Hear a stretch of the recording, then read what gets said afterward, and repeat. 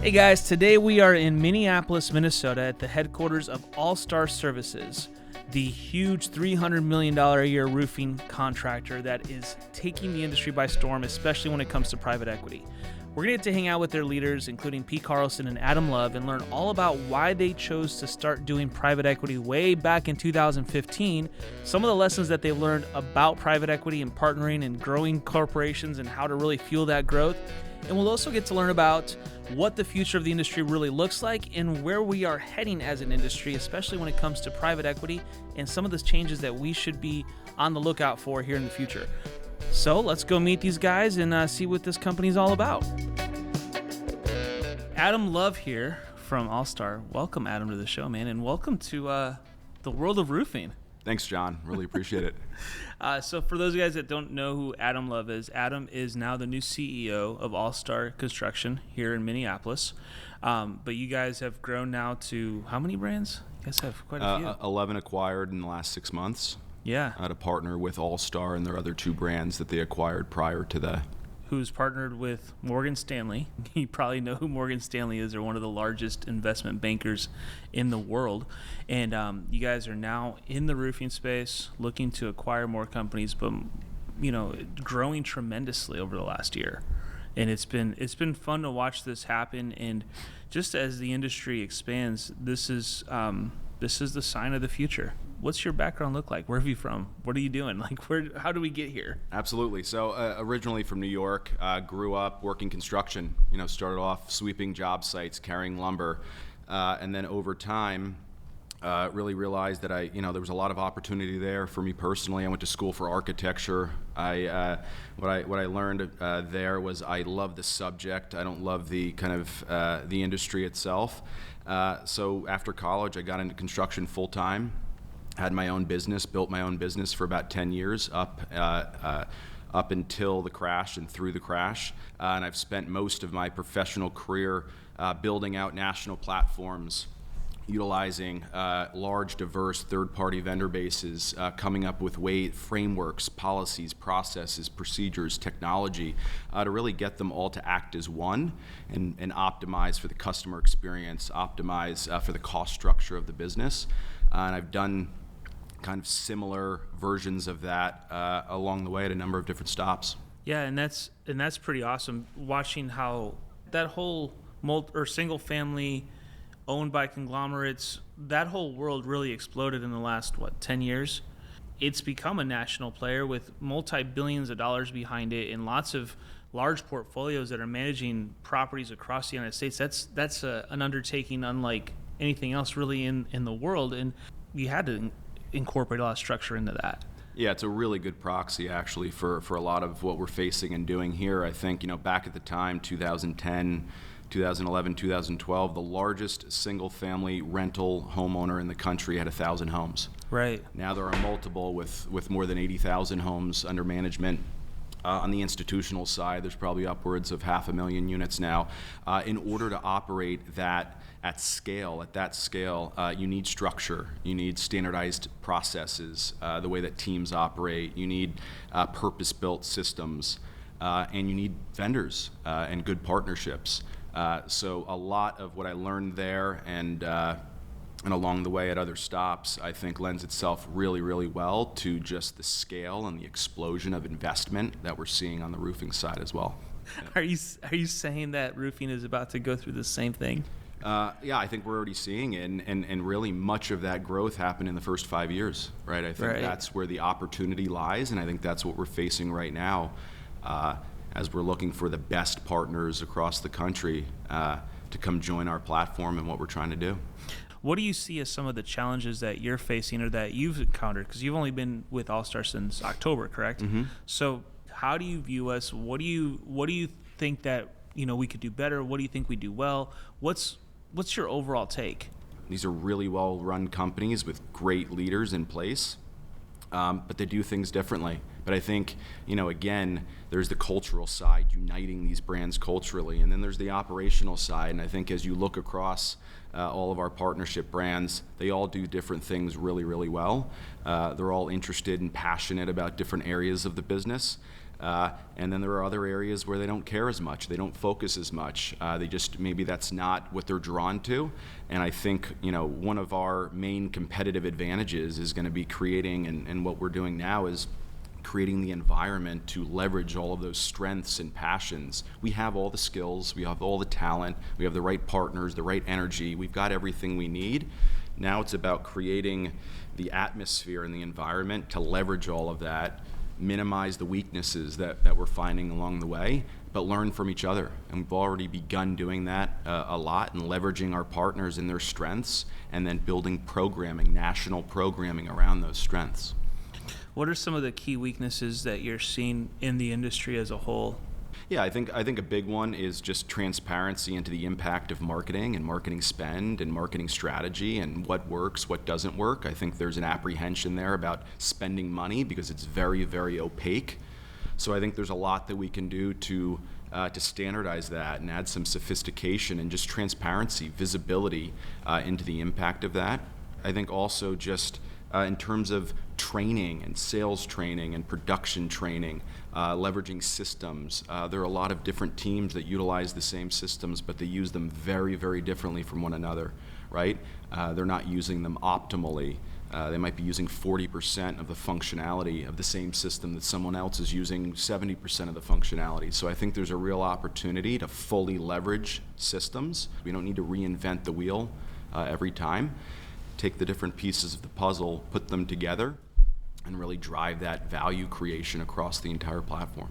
What do you see this industry looking like in 5, 7, 10 years from now? Yeah, I think, I reserve the right to be wrong. I think it's early to have an opinion on that. But I think ultimately...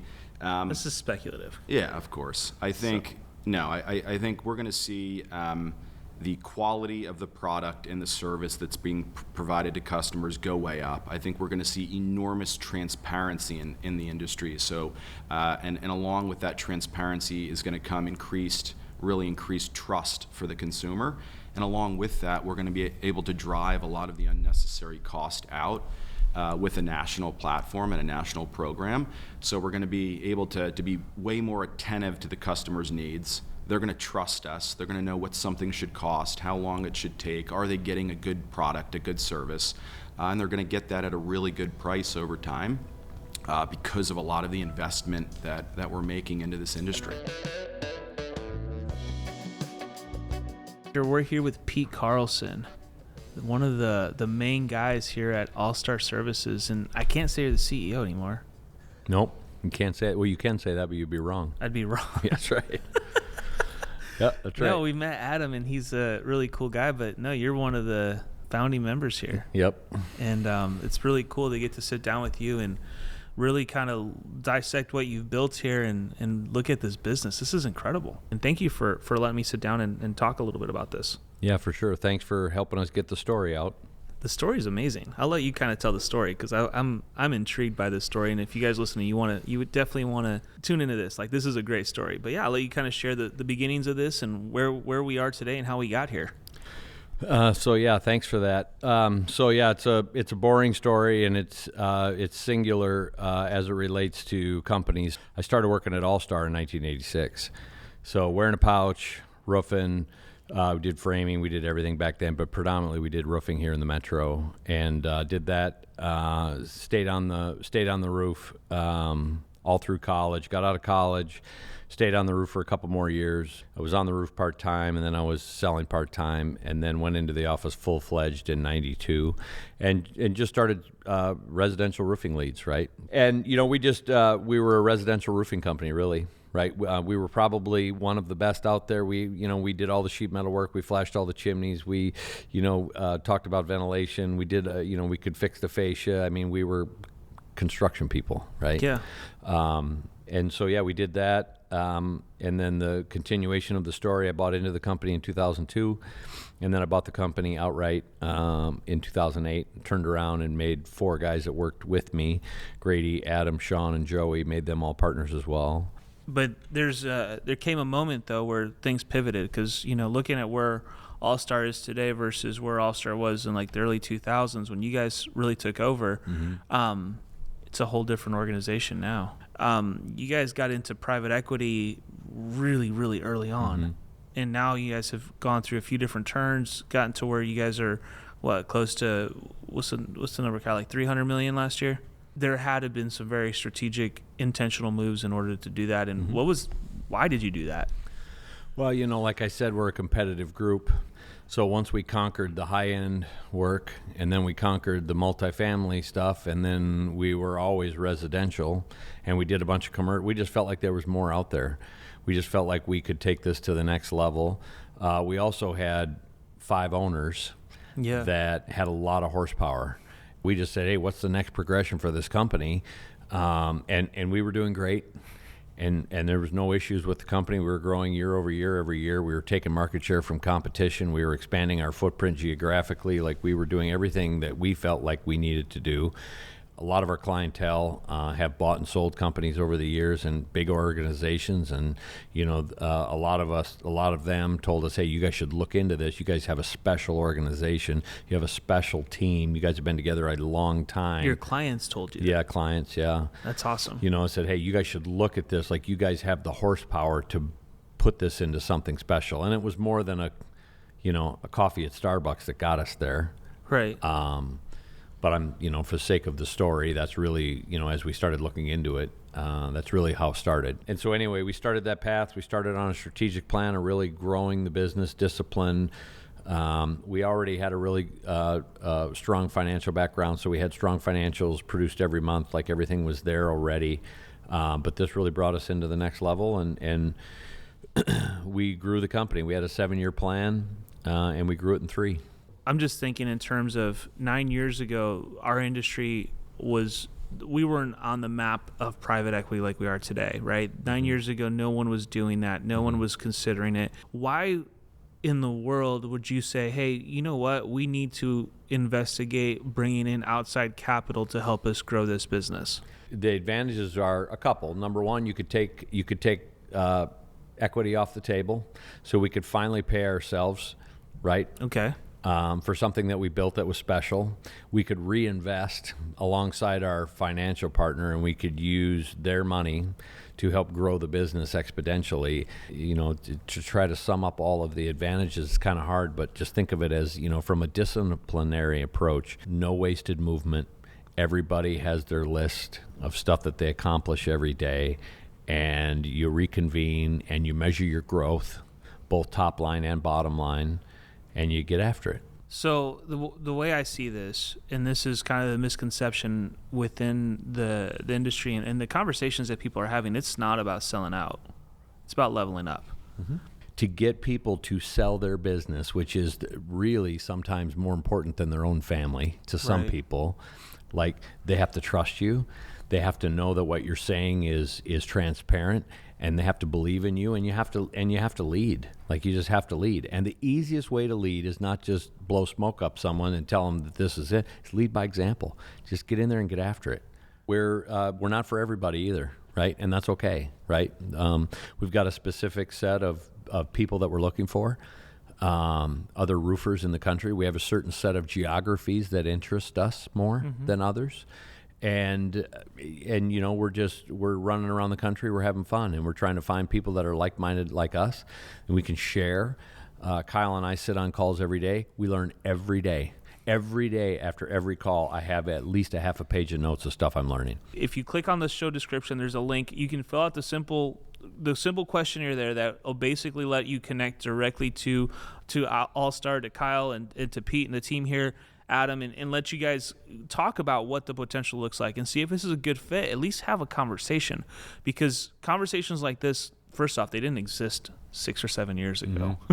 Now they exist. I mean, even 3 years ago, they were few and far between, and a lot of it was kind of skeptical, and people weren't sure what to think of it. Now it's legitimate. It's at this level. It's maturing to the level to where if you don't get on today, you're going to regret it in 2 or 3 years. Well, and you're going to have to compete against them. Right? Exactly. So it's no different than anything else, like I said, which is why we focus a lot of time on competition and being competitive, because there's several platforms out there, right? We certainly are biased as in our platform. We're more seasoned. We've been doing it longer. We know what to expect, and we've taken a lot of the guesswork out of being an operating partner. Right. We're not a first timer, and our current partner, Morgan Stanley, is definitely not a first timer. right? So you put those two together, it's a winning combination. But you're right, you're going to be competing against a platform near you, coming to a city near you. This is it. All Stars coming. You better watch out. So no, this is a great chance, and I wanna encourage you guys, sign up, click the form, fill out your information. Let me get you in touch with the guys here at Morgan Stanley, and at least have those conversations to see if it's something that fits what you're trying to achieve and what you're trying to accomplish. And then, being a part of a team like this would be incredible for most people.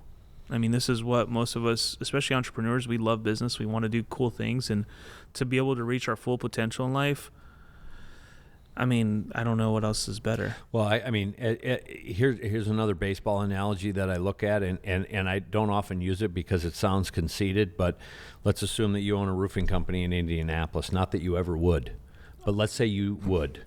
And you come along and you join our partnership, right? You're an owner, you're an equity holder, you've got a voice, but you're already starting somewhere between second and third base. Right. You don't have to start at home plate. Right, you're starting somewhere between second and third, and you got the number 4 hitter coming up. I love it. Pretty good chance you're going to make it home. Yeah. Thank you, Pete, and I look forward to seeing you at IRE. And if you guys come out to IRE, make sure to stop by the booth and meet the guys here. And I think you guys will be hanging out with us quite a bit. And yeah, so, that's great. if there's anything we could ever do, we're here for you guys. Okay, so thanks. Thank you so much. Appreciate it. Thanks for joining us today on the American Contractor Show. Be sure to subscribe, hit that thumbs up, and leave your comments below. We'll see you guys in the next one.